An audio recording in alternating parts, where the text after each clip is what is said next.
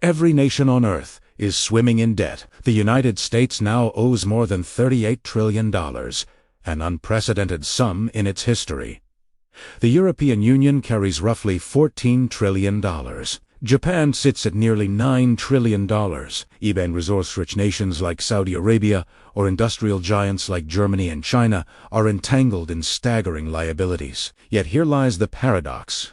If everyone owes, who is actually owed? This is the Financial Historian, where money, influence, and history intersect. And nothing is ever as straightforward as it seems. Debt is not merely a weight to bear, it is the invisible framework of our global civilization. Every conflict, every economic collapse, every boom and bust rests atop this hidden lattice of obligations. Trace the network of creditors far enough, and an unsettling truth emerges. The world does not owe money to a single entity. It owes it to itself. But that does not mean the rewards are shared evenly. To comprehend how we arrived at this point, a planet burdened with over $315 trillion in total debt, nearly triple the size of the global economy, we must journey back to the origins of national borrowing. Centuries before the first electronic transfer or digital ledger, the concept of national debt was born not in the bustling stock markets of modern cities, but on the battlefields of empires. In 1694, England found itself at war with France, its coffers nearly empty and its soldiers unpaid. The crown turned to wealthy merchants and financiers for support. In return for a guaranteed stream of interest, backed by future taxes, these lenders financed the state. To manage this new financial arrangement, the Bank of England was established. It was revolutionary. The state could now spend money it did not yet possess, and lenders received a new kind of wealth. Not gold or land, but a promise, a government-backed obligation that could be traded, sold, or held as security. This innovation marked the birth of the government bond, the seed from which the modern financial system would grow. France adopted the model, the Netherlands refined it, and the newly independent United States soon embraced it to fund its revolution, and later its westward expansion. National debt was no longer a mark of failure. It became a measure of credibility. To borrow was to wield power. To lend was to assert influence. Empires once conquered lands to seize gold, but now they issued bonds to extract interest. The battlefield had shifted from physical conquest to financial strategy. Over 3 centuries, this system has expanded into a global web of debt. Today, the United States owes over $38 trillion. Japan carries nearly $9 trillion. Global borrowing grows at a pace equivalent to $1 trillion every 100 days. Every nation owes. Every bank lends. Every citizen, through taxes, pensions, and savings, is both a debtor and a creditor. But who is on the other end of these obligations? The United States offers a revealing example. Out of $38 trillion in debt, roughly half is publicly held, meaning owed to investors outside government accounts. 2/3 of those investors are American banks, pension funds, mutual funds, insurance companies, and the Federal Reserve itself. The remaining third, approximately $9 trillion, is held by foreign entities. Japan tops the list with about $1 trillion, followed closely by China at $800 billion, then the UK, Luxembourg, and Belgium. So when headlines declare that the United States is in debt to China, it is technically correct, but it represents only about 2% of total debt. The majority of U.S. debt is owed internally. Treasury bonds are issued, banks and funds buy them, and the Federal Reserve often purchases them, creating new currency in the process. Taxes collected from citizens fund the interest on these bonds, which then flow into American retirement accounts. The debt exists, yet the creditor is largely a mirror of the system itself. This circularity is not unique to the United States. It is a global pattern. Japan lends to the U.S. through treasury bonds. The U.S. lends to Europe via the International Monetary Fund. Europe lends to developing nations through the World Bank. In turn, those nations often lend back to wealthier countries by investing in foreign reserves and Western debt instruments. It is a planetary game of hot potato, only the potato is composed entirely of promises. Every country holds someone else's IOU. Every promise is backed by another promise. Imagine a poker table where every player borrows chips from their neighbor, and the only rule keeping the game alive is that no one stands up. But there is an even deeper layer: the financial markets themselves. Beyond government treasuries exists a complex web of hedge funds, pension funds, sovereign wealth funds, and central banks managing tens of trillions in assets. These institutions are the real arbiters of global credit. They determine which nations can borrow cheaply and which must pay a premium to survive. When confidence falters, currencies collapse, governments stumble, and entire economies can be reshaped overnight. Democracy may decide who governs, but markets often decide who survives. The ultimate orchestrators of this system are central banks.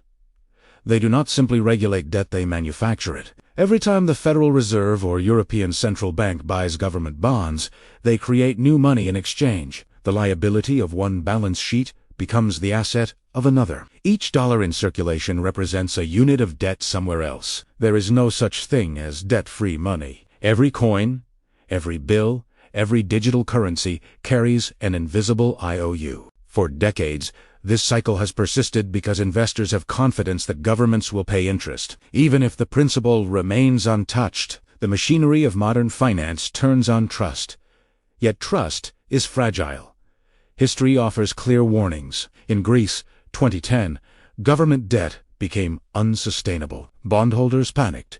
Yields soared, and the European Central Bank, together with the IMF, intervened. Rescue measures arrived with austerity, tax hikes, spending cuts, and mass unemployment, creating a generational burden. Argentina experienced repeated defaults, transforming debt into a national curse. In Sri Lanka, the exhaustion of foreign reserves led to fuel shortages and political instability. In AH crisis crisis IMF, bondholders' rating agencies became starkly visible, wielding immense influence over nations. And yet, even after collapse, the system old debts are restructured, new loans replace them, and the machine resumes its cycle under a new name on the same balance sheet. In the modern era, sovereign debt is not structured for repayment. It is intended to be rolled over continuously. Governments do not plan to extinguish their obligations. Instead, they manage them like a subscription, issuing new bonds to cover maturing ones, a process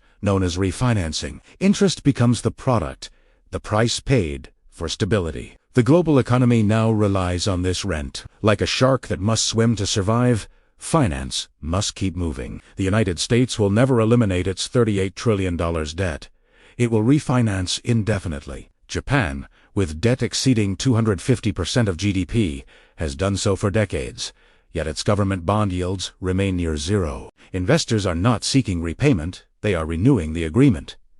Government debt is the world's safest collateral. A U.S. Treasury bond is not merely a liability. It is a foundational asset underpinning global financial stability. Pension funds, banks, and central banks treat these bonds as secure anchors. If governments were to repay all debt at once, financial systems would collapse. The dollar supply would shrink, triggering deflation and destabilizing markets. Instead, governments issue new debt rhythmically, maintaining liquidity and confidence. Debt becomes a heartbeat of capitalism, circulating through every pension, mortgage, and market. When politicians promise balanced budgets or debt reduction, they offer an illusion. The system does not seek elimination of debt, but sustainability enough, stability to maintain global trust. Yet trust is not distributed evenly. Interest payments flow upward from taxpayers and workers to investors and institutions holding the debt. Debt is therefore not only a transaction between countries,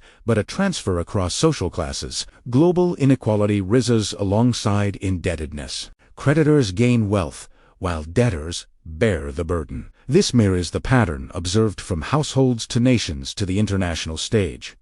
Creditors are not villains. Debtors are not victims. They are two sides of a shared engine. The risk arises when borrowing cannot keep pace with past obligations. Then the question, who is the creditor, becomes personal. At the top of the global pyramid, responsibility is shared.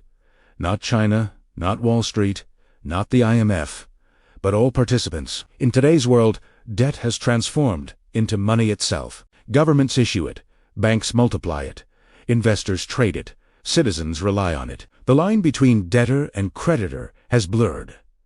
Debt, once bondage, now represents balance, yet balance is precarious. If confidence falters, the illusion collapses, and promises are exposed as unsustainable. This is the hidden reality of sovereign debt, a system designed not for repayment, but for perpetual trust. At the top of this global pyramid, there is no single culprit. It is not China. It is not Wall Street. It is not the IMF. It is all of the manned. It is us. The modern financial system has transformed debt into a form of money. Governments create it, banks expand it, investors trade it, and citizens rely on it. The boundary between debtor and creditor has all but vanished. Debt once represented bondage. Today, it signifies balance. But if that balance falters, if confidence collapses, the illusion shatters and we are reminded of what debt truly is, a promise that can never be fully fulfilled. If this offered a new perspective, hit subscribe. History holds the answers. I will show you where to find them.